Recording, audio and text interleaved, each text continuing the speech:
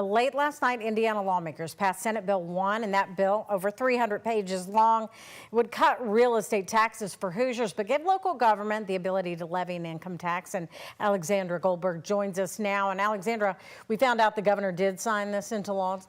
Connie, right. Just news recently into our newsroom this afternoon that Indiana Governor Mike Braun has signed SB 1. The bill passed 27-22 in the Senate, but this is not on party lines. Supporters say the bill is balancing the needs of Hoosiers, while opponents say this is lowering one tax just to raise another.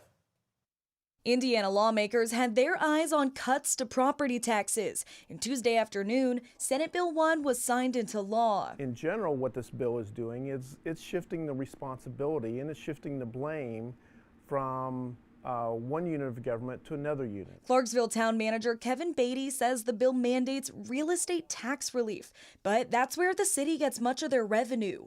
To make up for that, the bill is giving counties the ability to levy other taxes, like a local income tax, which Beatty says cities like Clarksville would need to sustain services like police and fire. If the taxpayers and our citizens want the same level of service, then we're going to have to do something else to make up the difference. Democratic Representative Wendy Dant-Chesser of Jeffersonville voted for the bill's passage. She says it's a compromise of what her constituents need. I was hearing from constituents who said, lower my property taxes, they are out of control. I was hearing from others saying, protect our public services, including schools, police, fire.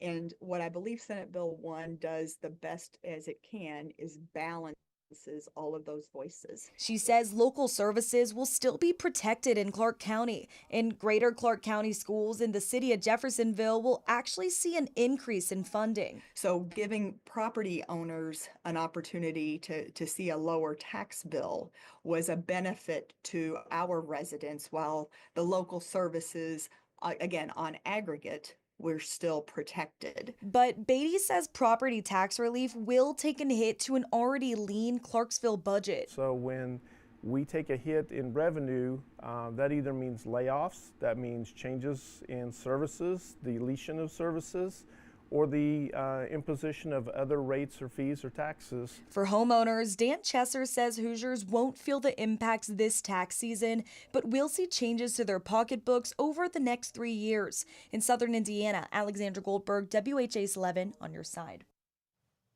Well, another element of this is the Senate Bill's 1 impact on public education. Teachers were rallying at the Capitol because this bill requires public schools to share some money with some charter schools. Live in the studio, Alexandra Goldberg, WHAS 11 on your side. Connie.